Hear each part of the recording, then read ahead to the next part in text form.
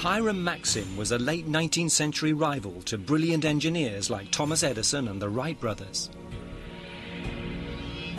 His many inventions included a mousetrap and even an early aircraft which might have made his name and fortune if it had flown. In 1883, he patented a new, fully automatic machine gun, an invention inspired by direct personal experience. Maxim's eureka moment came while at rifle practice with friends in Savannah, Georgia. The thumping recoil was giving him painful kicks in the shoulder, and he was getting tired of doing all the reloading himself. It suddenly occurred to Maxim to use one problem to solve the other. Could the force of the recoil be used to reload the weapon automatically?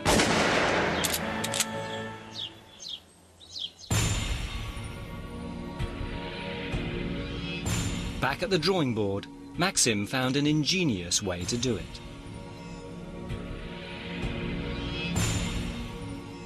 The key components are the barrel and the bolt.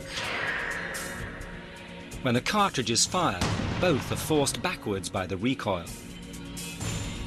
Then the barrel is pushed forwards again by a spring, flipping out the spent cartridge. Meanwhile, the bolt is pushed forwards by another spring, loading and firing the next shot. Thanks to recoil, the gun reloads and fires itself with no outside help.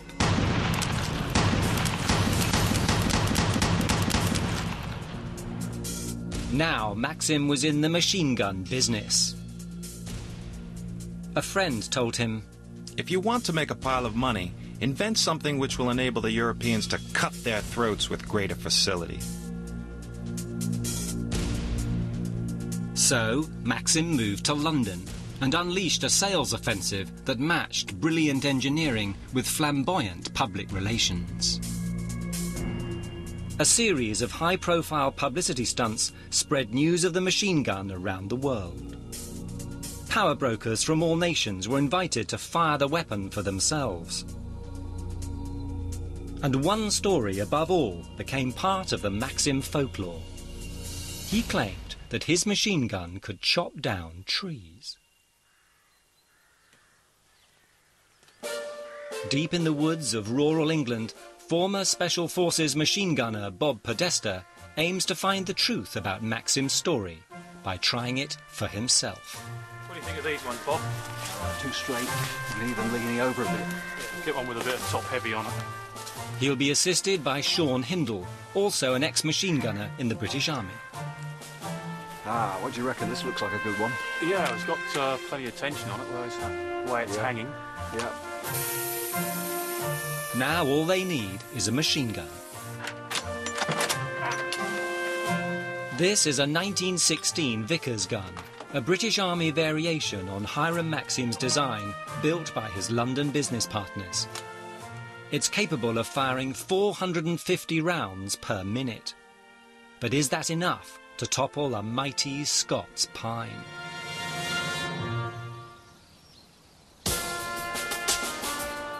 Podesta aims to maximize his chances with a methodical approach based on years of experience.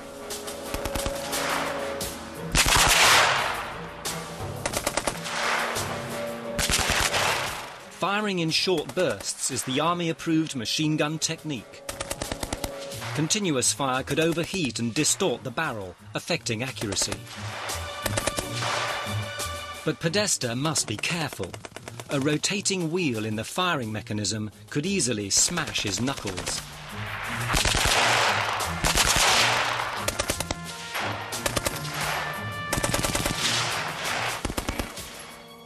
Every round is striking home. The thumping recoil of the barrel is clearly visible at the muzzle. Podesta ups the firing rate, sensing victory.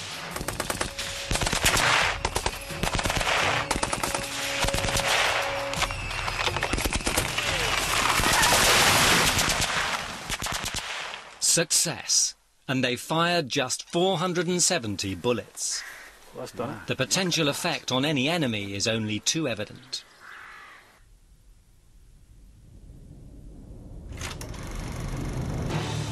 In the decades following 1887, Hiram Maxim sold his devastating new weapon to all the major powers. Then in 1914, Britain and France went to war with Germany.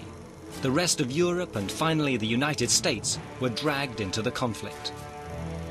This was the Great War, later known as World War I. Millions of men were mobilized. But despite the rise of the machine gun, vast infantries were still trained to attack with rifle and bayonet. Armies on both sides had the same objective: to cross the no man's land between the trenches and kill the enemy in close quarters combat.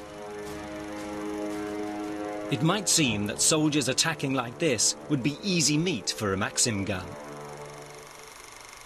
But Bob Podesta aims to show that in battle, things are not so straightforward. Looking across no man's land now, and I think the enemy's just about getting ready to attack. Strange looking enemy. Podesta's enemy is a battalion of 250 helium balloons.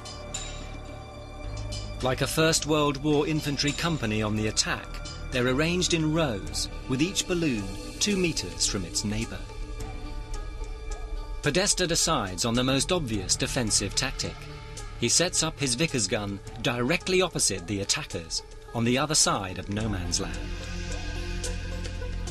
Podesta has a single belt of 250 bullets, one for each balloon.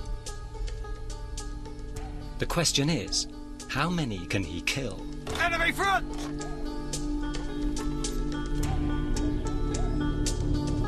Firing now!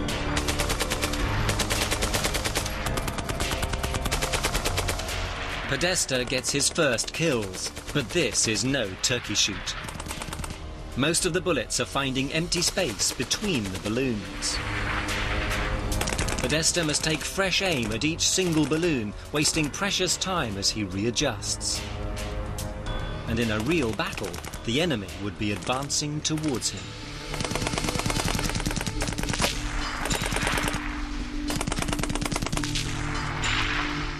What do you reckon? How many do you reckon I got? 30, 45, no more. There's big gaps out there in them, but they're still going to be coming at us. There's loads left.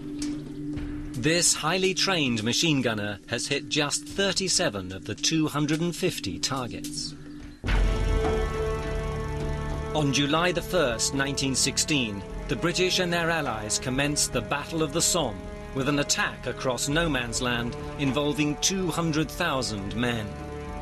A preemptive artillery bombardment was designed to destroy the German defences. But the German machine gunners took shelter in deep bunkers, then moved rapidly into position. And by this stage of the war, they had developed highly effective machine gun tactics. Bob Podesta demonstrates why the placement of guns is a vital tactical decision. While the enemy regroups, the machine gun team moves to an alternative firing point on the flank. The difference is immediately apparent. The balloons line up 50 deep behind each other, creating a far greater concentration of targets to hit. Now the true power of the machine gun is unleashed. Fighting enemy! I'm opening fire!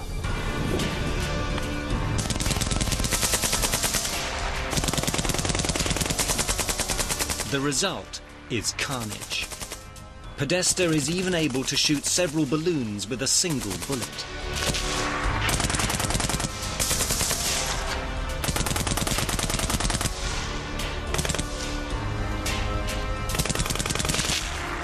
This time round, 250 bullets make 240 kills. When a machine gun sights the enemy from the flank, there's no escape. You've got a much easier target because it looks as if the enemy is grouped together that much closer, and you can probably take out 10 times more of them than you would do if they were coming from the front.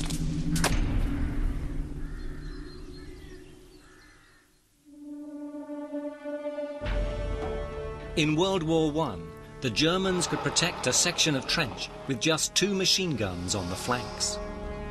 Each gunner swept a predetermined arc as close as he dared to his own lines. When the enemy attacked, the gunners did not open fire straight away. They waited until the attackers entered the killing zone.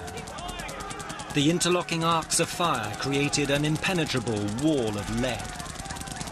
The British infantry were utterly decimated by machine gun fire from the flanks.